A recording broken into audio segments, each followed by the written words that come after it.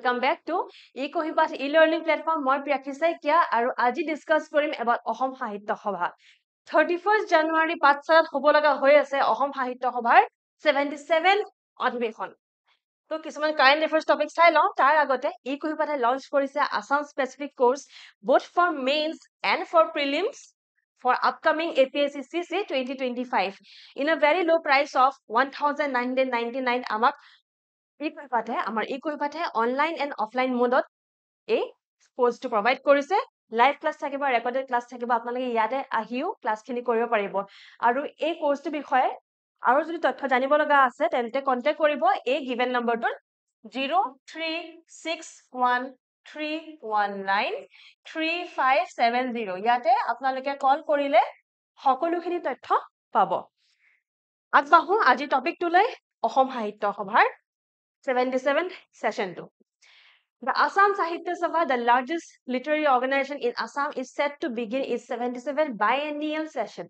Biennial session on January 31st to February 4th at Bhattadev Khetra in Pathshala. So Pathshala hobo 31st, Pathshala hobo 77 session. Biennial session mane ki hoy hetu bujai dimu ebar. Biennial mane hoise 2 bosorot ebarke. Aru jodi thake biannual মানে হব এবছৰৰ দুবাৰকে কিছুমান থাকে navy এক্সাৰসাইজেস বা military exercise biannual থাকে মানে এবছৰৰ দুবাৰকে হয় আৰু যদি সেশনটো biennial হয় তা মানে দুবছৰৰ মুৰে মুৰে হয় after every 2 years হয় ঠিক আছে তো কোড হ'ব হেতু ইম্পৰ্টেন্ট পাঠশালাত হ'ব পাঠশালা কোড হ'ব ভট্টদেৱ ক্ষেত্ৰত হ'ব এই 77 session 2 Pathsala town is situated in the Bojali district Bojalit আছে পাঠশালা টাউনখন literatures from America Germany UK, Nepal, Arunachal Pradesh and several other countries will also visit in the conference. So, Arunachal pato ahiboi ba Nepal pato ahiboi kintu bideshor pora ahibo America, Germany, UK pora ahibo bisheshogyo homo. Now, alopman silo about the background of Bojali district. Bojali district is the 34th district. Ama Assamot 35 খন district ase aru 34th খন hoise Bojali of the Indian state of Assam carved out of Barpeta district on 12th January 2021. January 12 তাৰিখে 2021 চনত Bojali was formally declared as a district. এই মেপখন নিশ্চয় blur but in the next slide মেপখন আপোনালোকক ডাঙৰকে দি থৈছো যাতে ভালকে মন দি চাও পাৰে যে Bojali ইয়াত ক'ত আছে সো Bojali এটো এৰিয়াতে আছে prelims হলে এতিয়া এনেকুৱা নহয় যে বছৰ বাকি আছে বা ছমাহ বাকি আছে এনেকুৱা নহয় সেই কাৰণে এতিয়া পাই ভালকে প্ৰিপেয়াৰ কৰি যাওক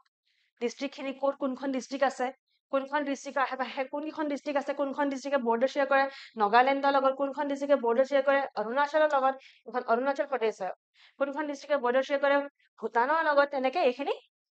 পঢ়ি যাব সেই কাৰণে এই মেপখন মই দি থৈছো যাতে বজালিৰ লগতে বাকিখিনি ডিস্ট্ৰিক্ট আপোনালোকে এবাৰ চকু ফুৰাই যাব পাৰে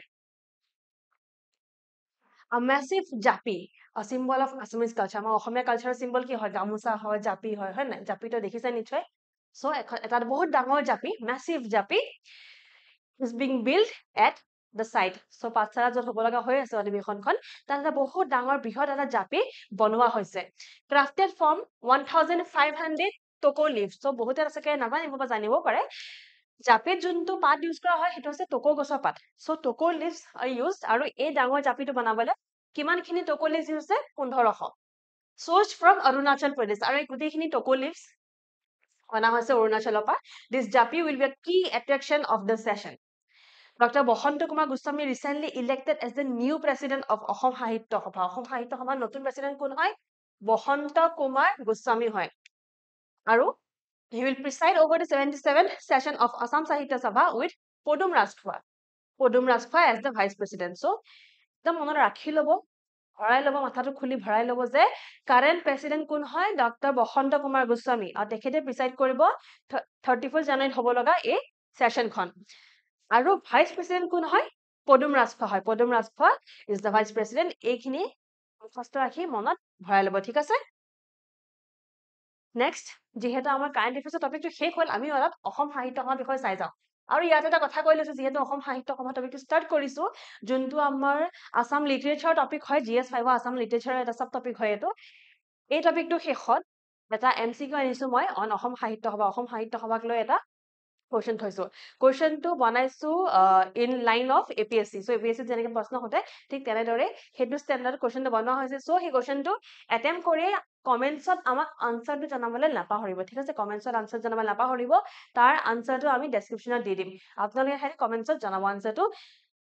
MCQটো লাষ্টত আছে আগতে চাই লওঁ এবাৰ আসাম সাহিত্য সভা The oldest literary cultural organization of Assam, the Ahom Sahitya Sabha, was established in Kamrup district in 1917. Padmanath Gohai Borua, the first president of the Sabha, presided over the Shivasagar edition of its first session in 1917. 1917 চনতে first session হৈছিলে শিৱসাগৰত আৰু তাত president কোন আছিলে তাত president আছিলে Padmanath Gohai Borua. And Sharat Chandra Goswami became the first secretary of the organization. So, যদি প্ৰথম president কোন সোধে প্ৰথম president of অসম সাহিত্য সভা হৈছে পদ্মনাথ গোহাঁই বৰুৱা আৰু তেখেতে প্ৰিচাইড কৰিছিলে প্ৰথমখন সেশন যোনখন শিৱসাগৰত হৈছিলে 1917 চনত আৰু তেতিয়া প্ৰথম secretary first secretary কোন আছিলে শৰৎ চন্দ্ৰ গোস্বামী বহুতে এখেতৰ নামটো পাহৰি যায় বহুতে নাজানে বহুতে কনফিউজন লগায় কিন্তু first secretary মনত ৰাখিব শৰৎ চন্দ্ৰ গোস্বামী as for secretary আৰু as for শৰৎ চন্দ্ৰ গোস্বামী ঠিক আছে ফাৰ্স্ট এলফাবেটটো একে হয় তেনেকে মনত ৰাখি ল'ব president P for Padmanath P for president বহুত ধুনীয়াকে মিলি আছে এনেকে হলো মনত ৰাখিলে হ'ল but remember just মুখস্থ কৰি মনত ৰাখি লওক The evolution of the organization can be traced back to two earlier Kolkata based bodies so Assam সাহিত্য সভা প্ৰথমতে অসম সাহিত্য সভা বনাৰ আগতে establish হোৱাৰ আগতে দুখন লিটাৰেৰী বডিজ আছিলে দুটা লিটাৰেৰী বডিজ আছিলে এটা নাম হৈছে অসমীয়া ভাষা উন্নতি সাধিনী সভা অন্যটো নাম হৈছে আসামিজ লিটাৰেৰী সোসাইটি এই অসমীয়া ভাষা উন্নতি সাধিনী সভাটো প্ৰথম হয় আৰু তাৰ পাছতে এইটো আহিছে আৰু এই দুটাৰ পাছতে এই দুটা লিটাৰেৰী সোসাইটি মিলি পাছলে এখন সোসাইটি হল বা এখন সভা হল এখন হৈছে অসম সাহিত্য সভা সো অসম সাহিত্য সভা সাকসেসৰ বুলি ক'ব পাৰি অফ অসমীয়া ভাষা উন্নতি সাধিনী সভা Assamese literary society It was organized at the time under the name Sodo Ahom Sahitya Sonnmiloni. প্ৰথমতে নামটো সদৌ অসম সাহিত্য সন্মিলনী বুলি আছিলে প্ৰথমৰ পৰা নামটো অসম সাহিত্য সভা বুলি ৰেজিষ্টাৰ কৰা নাছিলে It was registered as Assam সাহিত্য সভা in May of 1924 1924 May মাহতহে register হৈছে as অসম সাহিত্য সভা and the previous name was finally changed in 1944 কিন্তু নামটো completely সলনি হৈছে 1944 হে প্ৰথমতে নামটো কি আছিল সদৌ অসম সাহিত্য সন্মিলনী সদৌ অসম সাহিত্য সন্মিলনী নামটো চেঞ্জ কৰি ৰেজিষ্টাৰ কৰিছে অসম সাহিত্য সভা হিচাপে কেতিয়া 1924 ৰ মে মাহত আৰু 1944 হে গৈ থৈ সেই নামটো চেঞ্জ হৈছেগে চন্দ্ৰকান্ত হেণ্ডিক ভৱন যোৰহাটত আছে এই ভৱনটো হৈছে হেডকোৱাৰ্টাৰ্ছ অসম সাহিত্য সভা হেডকোৱাৰ্টাৰ্ছ হৈছে চন্দ্ৰকান্ত হেণ্ডিক ভৱন আছে যোৰহাট ডিস্ট্ৰিক্টত অসম সাহিত্য সভা পত্ৰিকা an official journal so official journal যদি সোধে যে অসম সাহিত্য সভাৰ official journal খন কোনখন হয় আনসাৰ হ'ব অসম সাহিত্য সভা পত্ৰিকা of the sabha was founded by Chandradhar Borua so Chandradhar Borua was the founder editor of the Assam সাহিত্য সভা পত্ৰিকা আৰু তেখেতে এডিটিং ষ্টাৰ্ট কৰিছিলে কেতিয়া 1927 অক্টোবৰ মাহত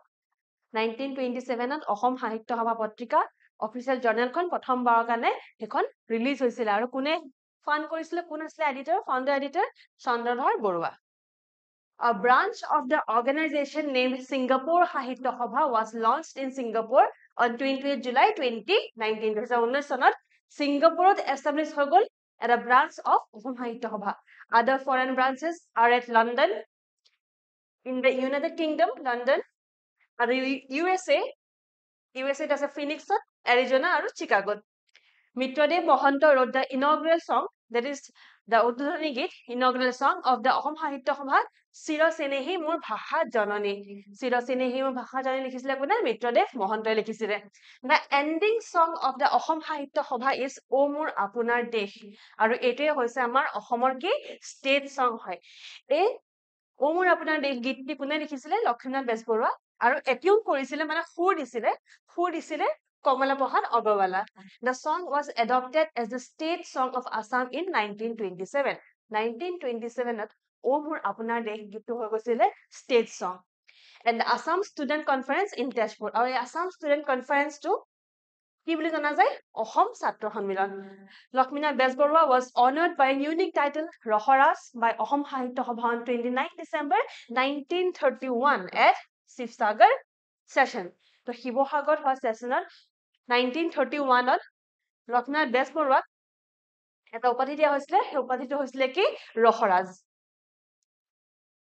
আপোনালোকে নিশ্চয় অসম সাহিত্য সভাৰ লোগোটো দেখিছে লোগোটো এখন শৰাই আছে হয় না এখন শৰাই আছে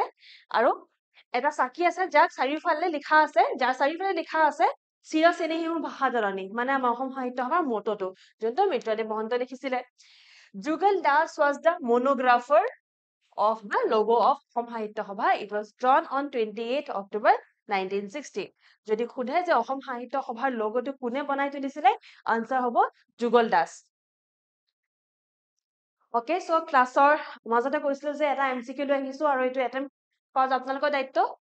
আৰু ইয়াৰ আনসাৰটো আমি আমাৰ ডেসক্ৰিপচনত দি দিম আপোনালোকে কিন্তু ডেসক্ৰিপচনটো নাচাই নিজে এটেম্প কৰিব ঠিক আছে নিজে এটেম্প কৰিব কোৱেশ্চনটো পঢ়ি দিছো এবাৰ consider the following statements about Assam সাহিত্য সভা statement number 1 Nalini Bala Devi, a recipient of the Padma Shri and Sahitya Academy Award, was the first woman president of Ahom Sahitya Sabha. Nalini Bala Devi, june neki Padmashri বঁটা আৰু সাহিত্য academy বঁটা পাইছে তেখেত হৈছে অসম সাহিত্য সভাৰ প্ৰথম মহিলা প্ৰেসিডেন্ট সেকেন্ড স্টেটমেন্টত লিখা আছে the original name of Assam সাহিত্য সভা before its official registration in 1924 was সদৌ অসম সাহিত্য সন্মিলনী সো এই দুটা ভিতৰত কোনটো কাৰেক্ট হয় আপোনালোকে হেতু ক'ব লাগে answer A B C D কোনটো হয় আপোনালোকে কমেন্টছত জনাব আমাক ক্লাছটো শেষ কৰাৰ আগতে আপোনালোকৰ কাৰণে ইকুইভাতে লৈ আহিছে এটা কমপ্লিটলি ফ্ৰী অপৰচুনিটি য'ত নেকি আপোনালোকে প্ৰত্যেক ইভিনিং 9টা বজাত আমাৰ ৱেবছাইটত গৈ www.equivat তাত সেই ৱেবছাইটটোত গৈ আপোনালোকে 9টা বজাত যোনটো মক টেষ্ট তাত আপলোড কৰা হয় সেইটো আপোনালোকে এটেম্প কৰিব পাৰে কমপ্লিটলি ফ্ৰী হয় আপোনালোকৰ আপকামিং প্ৰিলিমছৰ কাৰণে প্ৰিপাৰেচন কিমান আগবাঢ়িছে নিজকে এবাৰ টেষ্ট কৰক নিজৰ প্ৰিপাৰেচন জানক আৰু এই অপৰচুনিটি যোনটো কমপ্লিটলি ফ্ৰী দিয়া গৈছে সেই অপৰচুনিটি যাতে মিছ নকৰে আৰু নিজৰ এচিএছ সপোনটো ফুলফিল কৰে আমাৰ ইকুইভাতে লৈ আহিছে উইকলি টেষ্ট সিৰিজত আমি প্ৰত্যেক সপ্তাহত কোনবা দিন বিশেষকৈ উইকেণ্ডত আমি টেষ্ট সিৰিজ ৰিলিজ কৰো যোনবিলাক এমসিকিউ ফৰ্মেটত হয় আৰু প্ৰত্যেক সপ্তাহে যদি আপুনি সেই টেষ্ট সিৰিজটো লৈ বিচাৰে ধৰক এবাৰ বোলে ট্ৰাই কৰি চাওঁ কেনেকুৱানো হৈছে কেনেকুৱানো টেষ্ট সিৰিজটো হয় মই কিমান পঢ়িছো চাওঁ তেন্তে কোনোবা এটা সপ্তাহৰ কাৰণে আপুনি ল'ব পাৰে ফৰ আ প্ৰাইচ অফ 99 rupees তাত ফুল লেংথ টেষ্ট থাকিব সেকশনাল টেষ্ট থাকিব আৰু বাকি যিমানখিনি সাবজেক্ট আছে ফৰ GS1 এণ্ড GS2 দুইটাৰ কাৰণে গোটেইখিনি টেষ্ট থাকিব GS1 GS2 কাৰণেতো সিসেটে আছে কমপ্লিটলি সো এই গোটেই কোৰ্সটো ল'ব খুজিছে তেন্তে প্ৰাইচটো হ'ব 2999 আৰু ইয়াৰ কাৰণে আপোনালোকে পাব 52টা মক টেষ্ট পাব ইন দা হোল কোৰ্স আমাৰ ফাউন্ডেশন বেচ অলৰেডি লঞ্চ হৈ গৈছে অনলাইন এণ্ড অফলাইন মোডত